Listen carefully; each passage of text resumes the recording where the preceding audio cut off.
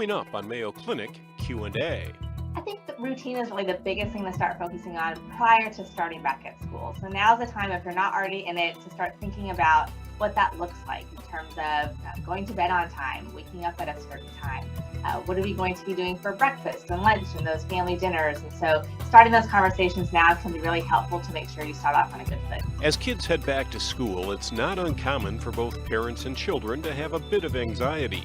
To help that transition to in-class learning, communication with your child is one of the keys to a successful school year. Communication, I think, is so huge, and so just keeping those open lines of communication is so important.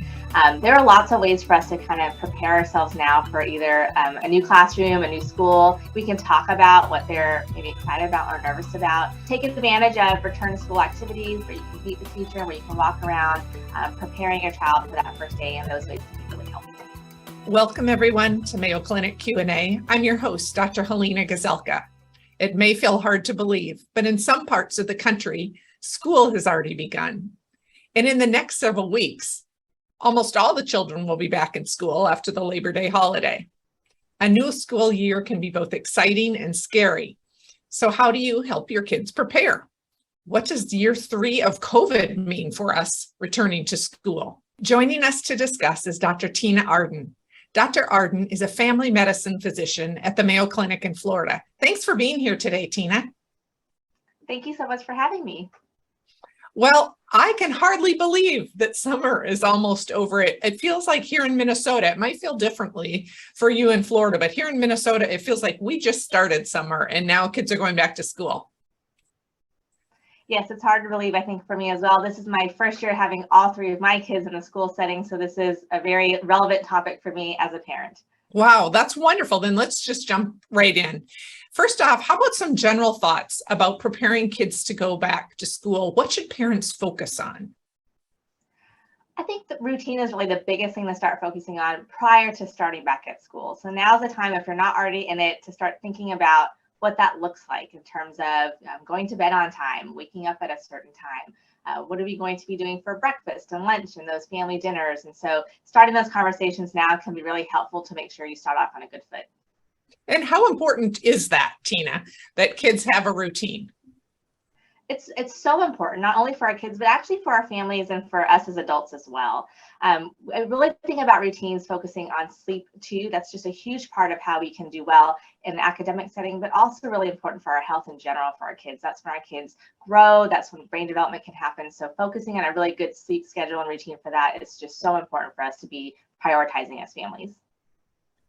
I think that's great advice. I think life is a lot less stressful when you follow a routine. Absolutely, yes. So what about teenagers and sleep? You mentioned sleep. How much sleep do teenagers need?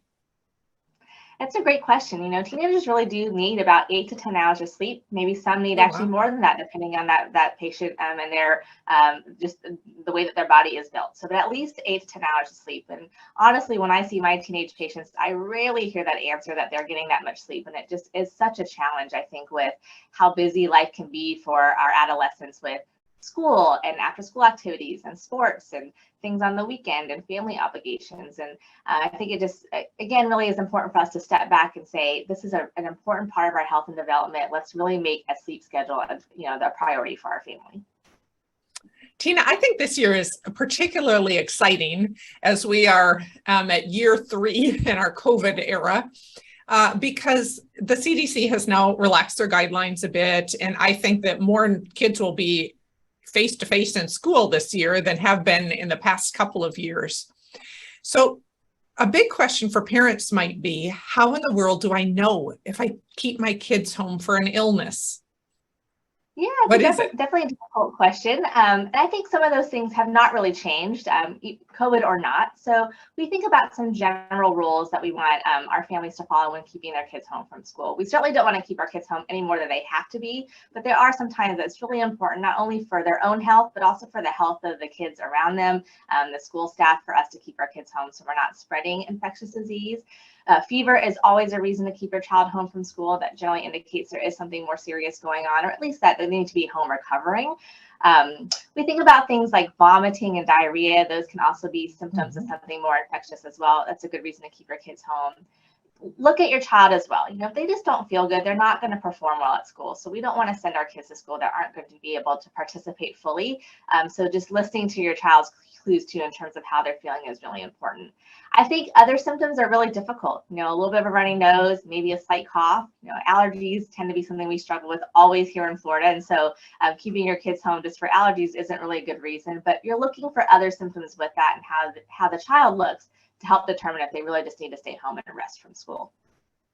Tina, I feel like COVID has been very educational for all of us in terms of staying home when you're ill.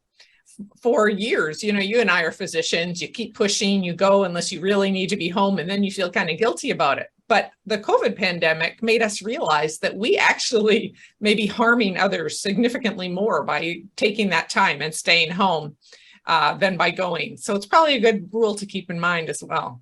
Tell me about vaccinations, COVID vaccinations for kids, Yes. Tina. Who should be vaccinated? Absolutely. So 6 months and older, everyone can and should get a COVID-19 vaccine. So this was a really exciting update over the summer for parents like me who have younger kids who weren't yet able to get vaccinated. So now we can vaccinate almost all of our population against COVID-19. It's a safe vaccine. It's effective. It helps protect not only us, but those around us. So now's a great time to get up to date before you get back to school. And what about flu shots, Tina? Do you recommend those? Absolutely. So, we think about when, with any illness, but particularly for our kids, if we want to keep them from missing school from things that we can prevent, then we should take advantage of the tools we have available. So vaccines are one of those great tools that we have in helping either prevent disease or helping us not get quite as sick from disease. So influenza is a great example of that. It's not 100% effective. Few things in life are, but it can be really helpful to make sure that we don't get really sick from flu, so that maybe we're only out for a day or two from school and we can get right back into what we need to do. We're heading into fall already, so you'll probably start hearing about influenza vaccines depending on where you live in the country. My advice is to get a flu vaccine when you can. Don't wait too long, because sometimes it's already circulating in our community, and we do need to have some time for that vaccine to work so that we're ready to fight that infection. And Tina, I remember hearing during the pandemic when healthcare was not quite as accessible, that some people and some children were getting behind on their vaccines. So give us a reminder about what other vaccines parents should make sure are up to date. Yeah, I think about the age of the kids that I'm seeing for my routine physicals this time of year. So if we're thinking about starting kindergarten, which is a huge step, we're often talking about vaccines like the chickenpox or varicella vaccine, getting up to date on our measles, mumps, and rubella vaccine, or the MMR vaccine.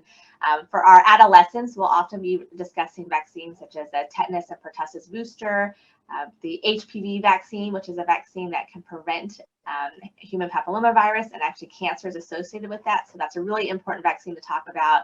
Meningitis vaccines are a common conversation for me to have with my adolescent patients and my patients who are getting ready to go off to college. That's a really important one to review as well. Tina, we've talked now a lot about physical health and getting kids ready for school, and what about mental health? I know that's a big concern. We all want our kids to be mentally healthy, and anxiety can be an issue for kids. How do parents help with that?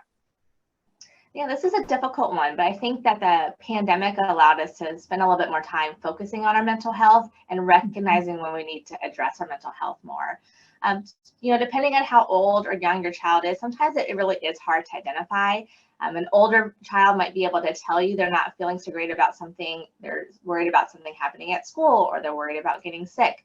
But some of our younger patients can identify those feelings as well. So it may only manifest as physical symptoms. It might be headaches. It could be stomach aches that happen, right before a test day or right before they start back at school. So being alert to those symptoms can be helpful for parents. And then, whenever you have a question, I think it's just really important to get those kids in for a visit so that we can do a good exam, ask the right questions as well, and hopefully identify those problems earlier rather than later, so that we can help support that patient as much as possible. I'm thinking that this year, a lot of kids might be moving into a new environment, a new school, a different classroom. That's true every year, but particularly probably now after the pandemic. Are there any tips that you can give parents for helping kids to navigate and feel more comfortable in new environments? Communication, I think, is so huge. And so just keeping those open lines of communication is so important. There are lots of ways for us to kind of prepare ourselves now for either a new classroom, a new school, even a new job for some of our adults, right? So we can look at something online. We can look at pictures of the new school. We can look at pictures of our classroom. We can talk about what they're maybe excited about or nervous about. My 8-year-old started 3rd grade this year, so she was nervous about how serious 3rd grade was going to be. So we just talked that out a little bit. What are you thinking about? Is it homework? Is it new friends, old friends? And so just allowing your child to have that conversation with you can alleviate a lot of that stress as well. Take advantage of return to school activities where you can meet the teacher and where you can walk around, preparing your child for that first day. And those ways can be really helpful. Thank you so much for that. What else do you want parents to know about back to school? It's, as you mentioned, we're in year 3 of a pandemic school year, so it continues to evolve. So I think all of us just need to, be supportive of one another. Again, keep those lines of communication open. COVID-19 is not gone; it's still with us. We're evolving with it, if that makes sense. Following guidelines that may be changing. Now having access to vaccines that are so helpful for us. New medications that are so helpful for us. So we just need to continue to be open and flexible to those changes, recognize that some of those things are going to be helpful for us and exciting for our kids, and some of it may be a challenge. As you mentioned, some of our kids are going back to school face-to-face for the first time in a long time, or face-to-face in a very different physical setting. We want to recognize that can feel a little bit nerve-wracking for some of our kids, and just, again, be open to addressing those concerns when they come up.